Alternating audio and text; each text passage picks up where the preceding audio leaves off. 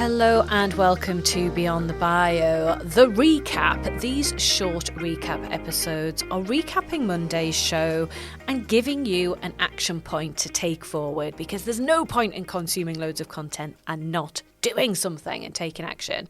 So if you missed Monday's show, please go back and take a listen. The link to Monday's show is in the show notes. On the show, I was speaking with Jude Daunt all about imposter syndrome.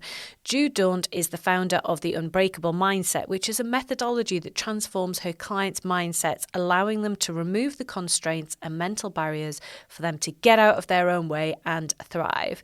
Jude has spent over a decade working one-to-one with clients that include entrepreneurs, CEOs, Olympic athletes and celebrities, and she's now sharing her work by allowing others to become certified accredited life coaches in the Unbreakable Mindset Academy.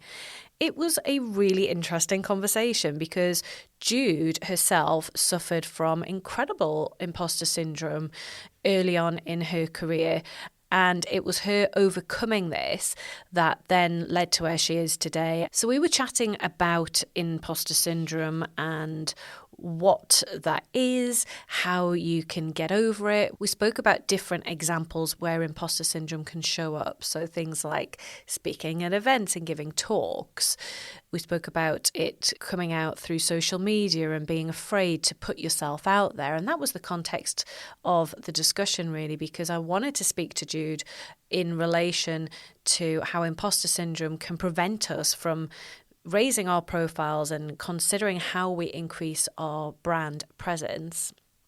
So I think it will be a show that does resonate with a lot of people, because so many people that I speak to tell me they have imposter syndrome. And quite often it's people that you would really not expect to have imposter syndrome. And I think that it evenly hits men and women, which is bizarre when you think back to when imposter syndrome was first coined, which I think was in the 70s by a couple of psychologists. And it was very much around it impacting women. Men weren't even considered within this context. So it was seen as like a women's thing.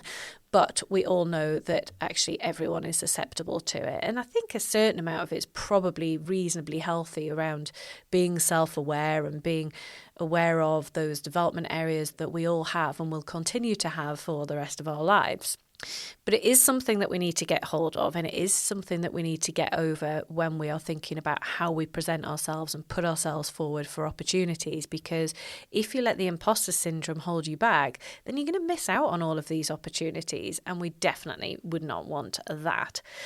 My take action for this week, I'm going to have two, which I quite often do, don't I? I'm a bit sneaky having more than one, but it's going to be two. So the first one is going to be to identify a buddy, someone that when that imposter syndrome strikes, you can reach out to and get a bit of a pep talk from them. So maybe you've been asked to do a talk and you're filled with horror, or you have challenged yourself to be more visible on social media, but you need a bit of accountability and a bit of a prod to be consistent with it.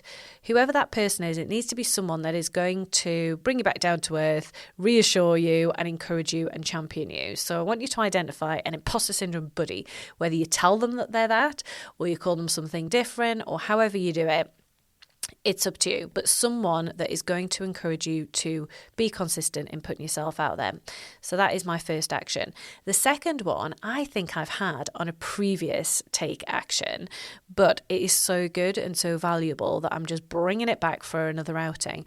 And this is going to be to create your nice things folder. So I have this on my emails. I'm looking at it right now. So it's a folder simply called nice things. And whenever someone sends me a nice email, maybe it's a compliment about the team, maybe it's something that I've supported them with myself, or just something really nice that makes me feel good when I read it, and I file it away in my nice things folder.